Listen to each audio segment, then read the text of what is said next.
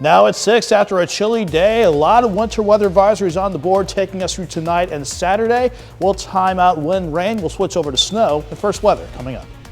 Plus, how Cox Health is beefing up its workforce and providing valuable experience for students, and how pay increases are having an impact on parents seeking help with low-income childcare. The 4 states' most watched news starts now.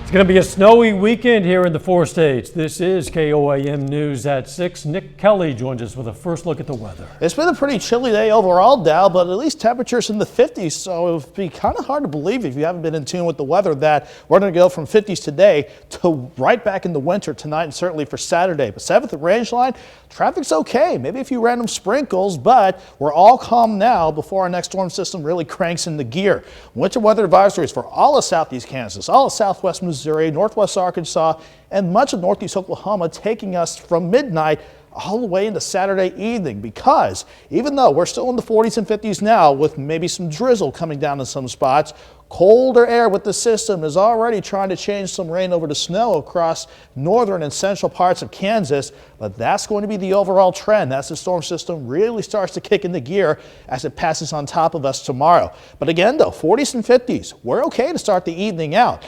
but look at the rain and snow picking up in our western counties by 8 and 9 o'clock, mainly snow in the southeast Kansas and northeast Oklahoma by the midnight hour. Then 1 to 3, it overtakes the Joplin metro, and everybody should be seeing snow, light to moderate wet snow as we get Saturday started. We'll see how long this will stick around and how much we can get coming up in a bit now. Catch you then.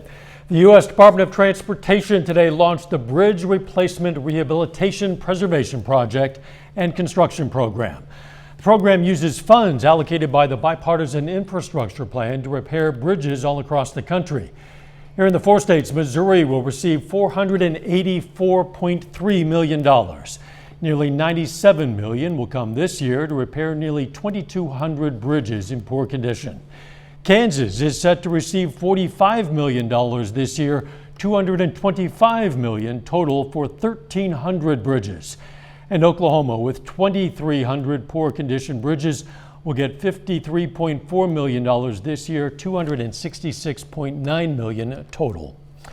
Starting in 2 weeks, the city of Joplin will require residents who operate short-term rentals to get a permit from the city. Short-term rentals are homes that use apps such as Airbnb and VRBOs. Starting January 24th, all rental operators will need a permit and business license. They'll also be required to be at least 200 feet from another short-term rental, limit occupancy based on bedroom total, provide adequate parking, prohibit events, and post a list of information in the property itself for renters. That list includes things such as the Joplin noise ordinance and trash collection schedules. Cox Health is beefing up its workforce by opening positions for college and high school students. KOAM's Chris Warner has more on how they're making it work. Lamar senior Jillian Humes is a student in the health occupations class at the Lamar Career and Technical Center. And she's got big plans for her future. I plan to either pursue trauma, like in an ER or orthopedics. Now, a new program from Cox Health could help her reach her dream. This is an incredible opportunity for a student to apply their learning, not just what they're learning in a classroom, but to see it firsthand and to do it firsthand. Cox Health is supplementing its workforce with college and high school students who are interested in a career in healthcare by allowing them to apply for various support positions in the hospitals, including Cox-Barton County. This role gives prospective students or individuals who want to go into healthcare for a career kind of a jump start, if you will, to what that career could look like. It gets them some extra experience in a clinical setting. They need help due to rising COVID cases in southwest Missouri. For Humes, the pandemic doesn't scare her, it encourages her. I definitely think it would give that more in-your-face type of experience, only because a pandemic is not something that we go through all the time, obviously. And I think it just shows what healthcare really is. Safety is a top priority for the students, and they'll be required to go through the same orientation and safety training as any other employee. Humes is looking forward to the opportunity to serve her community now and grow her future. when someone's in need, they're really in need, and it takes a very special person to work in trauma, and I hope that I can fill the shoes of someone that works in trauma now. In Lamar, Chris Warner, KOAM News. If you're interested in applying for one of the positions with Cox Health, check out the information in this story at KOAMnewsnow.com. Cancer patients in and near Pittsburgh have more treatment resources.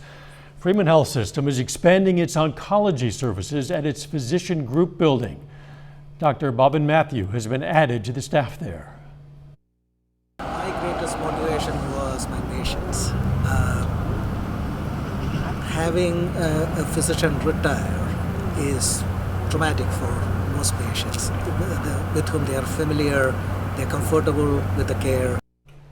Freeman's Physician Group in Pittsburgh is at 1201 East Centennial Drive. The Coffeyville, Kansas Police Department says the state's coroner's office is performing an autopsy on a person found dead earlier this week. On Monday, authorities were serving a search warrant for a missing persons report at a house on West 3rd in Coffeyville. That's where they found the male dead. They're not releasing a name or any other information at this time. Still ahead, we're going to find out what's behind a long wait list at local Head Starts. And later, as the Kansas City Chiefs get set for another playoff run, we're going to hear from the voice of the Chiefs about what it means for the team's still young quarterback. The Economic Security Corporation reports that its local Head Start and early Head Start facilities are seeing record high numbers on wait lists. Families that would enroll their child in these programs if they met the income guidelines. KOAM's Kate Kelly tells us more about the struggle many parents are facing.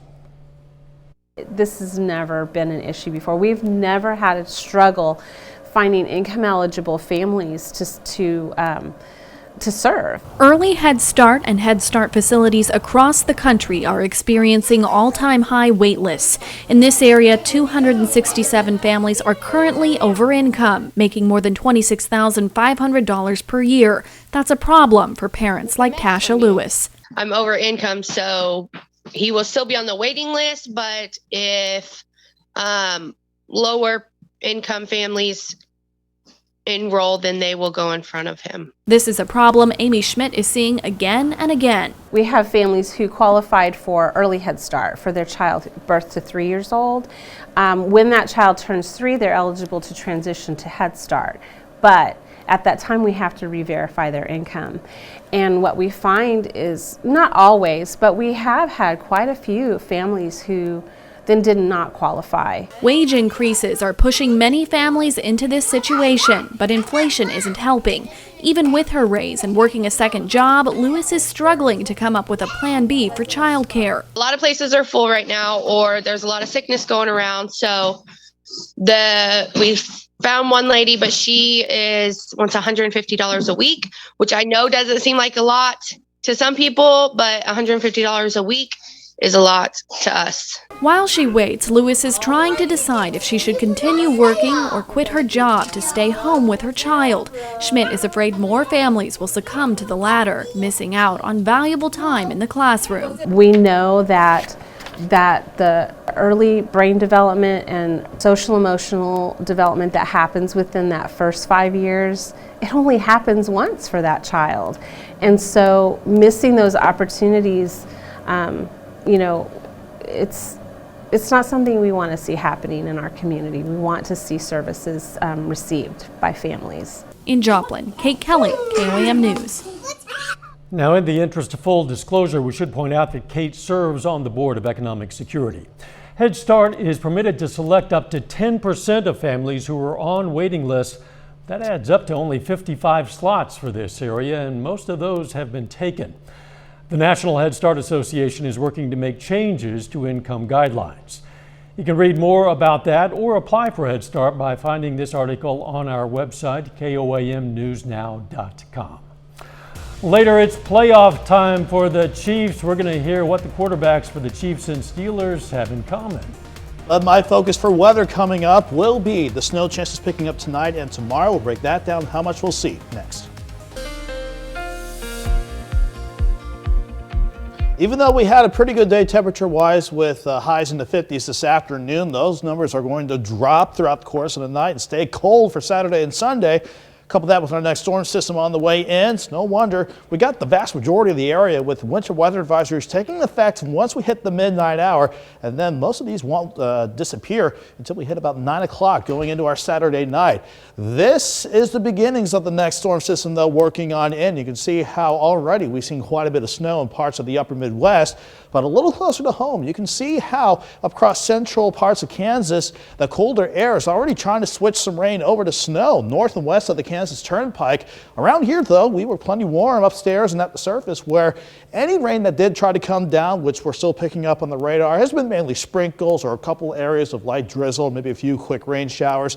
But this is going to be quite a different setup as we go through the overnight and certainly for tomorrow. Highs, thankful that we were able to hit the lower 60s yesterday, mid 30s this morning, mid 50s today.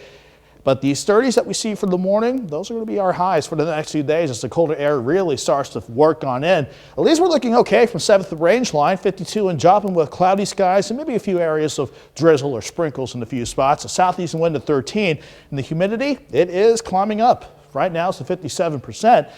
Most of us are seeing mid to upper 40s in our northern counties and are back towards Stockton Lake, lower to middle 50s elsewhere, because we're still seeing that southeast breeze at about 5 to 15 miles per hour. However, that northwest breeze is kicking in behind the cold front across central and western parts of Kansas.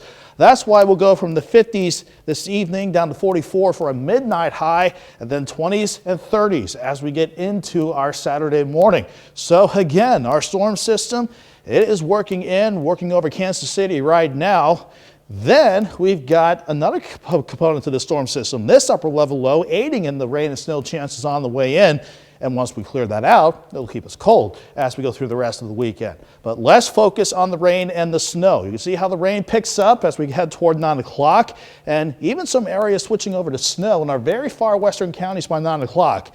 By the midnight hour, though, much of southeast Kansas, parts of northeast Oklahoma, you're going to be switching over to snow. Light to moderate wet snow, I should say, then begins to overtake the Joplin metro between 1 and 3 a.m. as temperatures get cold enough. And throughout much of this event, this will be light to moderate, maybe occasional pockets of heavy wet snow, maybe a few raindrops mixed in, but as long as these temperatures stay cold enough, we're going to deal with mainly snow as the system works on through. 30 in the morning, 34 by noon, and holding in the lower to middle 30s throughout the course of the day. Then once we hit 9, 10 o'clock, the last of it should be out of here. But as far as the amounts go, our very far western counties, you're not going to see much, maybe a dusting to about an inch. Once we get to about Chanute, Altamont, Parsons, over toward Pittsburg, Girard, maybe 1 to 2 inches, but a good portion of the area along the 69 and 49 corridor, including the Nevada, Pittsburg, Joplin, and around Grand Lake, that could be 2 to 4 inches waiting for us before the system's all said and done. Drying out Sunday, staying cold with highs near 37, 40s return Monday, 50s return Tuesday, and we're quiet until maybe a few showers come back our way Wednesday now. People need to stay aware and stay safe. Absolutely. Thanks, Nick. Coming up in sports, the Chiefs host a rematch against the Steelers in the wild card round on Sunday. Also, we're going to hear from the Pitt State women after their 26-point victory yesterday. Danny Terzer has those stories next.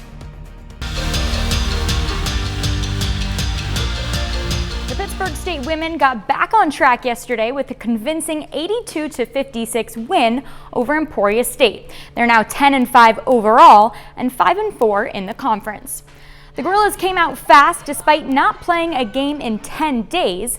En route to their 26-point win, they looked like a cohesive unit, tallying 25 assists as a team. Tristan Gegg finished with 17 points. Sydney Crane and Aaron Davis were also in double digits. But freshman Karenna Gerber was the star of the game. She posted a double-double with a career-high 19 points and 10 rebounds. I always know that, like, if I'm coming off a ball screen, she's going to be there. And I try and lead her. We call her Sticky Fingers because she catches almost everything. So, yeah, we've got really good team chemistry, and it's really awesome to play with them, seriously. And, like, I think our seniors have done a really good job of, like, leading us underclassmen. So, like, it's helped us a bunch. Thanks. Yeah, we're pretty thankful for them. The Pitt State men fell short against a good Emporia State team. The Gorillas held the lead for much of the first half, but in the final 5 minutes, the Hornets stole the momentum and the lead. Pitt State was never able to get back in it, falling 74-59.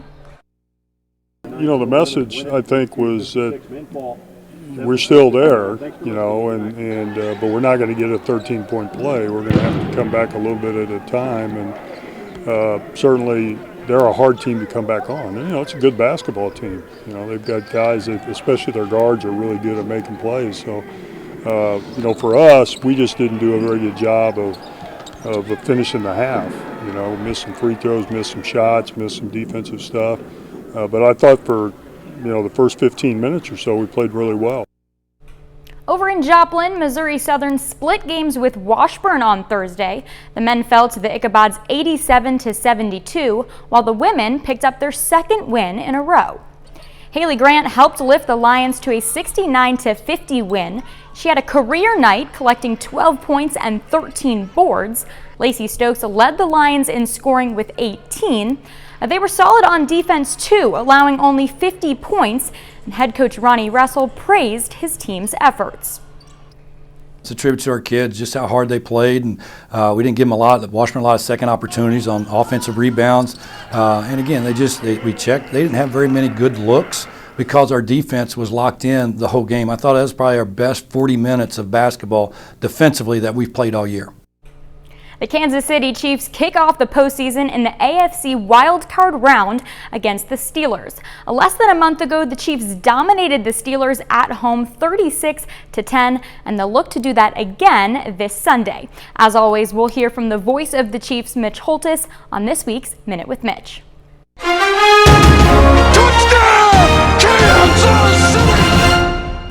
The longtime NFL adage is there's preseason speed, regular season speed, and then there's playoff speed. That credo makes Patrick Mahomes' early accomplishments even more impressive. Now kudos to Chiefs reporter Matt McMullen for this nugget. This Sunday night will be Patrick Mahomes' 9th playoff game. He has 6 wins in those 8 previous contests. But those 9 starts by Mahomes will be the second most in the Super Bowl era for a quarterback under the age of 27. Only one other quarterback has eclipsed Patrick's number. It's this week's opposing quarterback. Yep, Big Ben Roethlisberger had 10 playoff starts before his 27th birthday. It kind of makes me wonder what we'll be saying about Patrick 13 seasons from now in his 18th year like Big Ben on this Minute with Mitch. The Minute with Mitch is brought to you by Como Jewelry. Every day's game day, Como Jewelry, Pittsburg, Joplin. The Chiefs and Steelers kick things off in Arrowhead at 7:15 on Sunday. Kansas City is 12.5-point favorites. That's a look at sports. We're back after this. Take time now to honor a local veteran. Petty Officer First Class Lauren Oscar Hall Matson served in the U.S. Navy during World War II. Hometown Parsons, Kansas. And we are proud to salute Private First Class Matson, tonight's four-state hero. Here's a look at what's coming up on KOAM News at 9 on our sister station, Fox 14. President Biden, faced with a tough week, is now hoping to pivot more attention to infrastructure. Also, a teenager gearing up to make some history flying around the world. And the fallout from Prince Andrew's sex abuse lawsuit continues. That and much more tonight. KOAM News at 9 on Fox 14.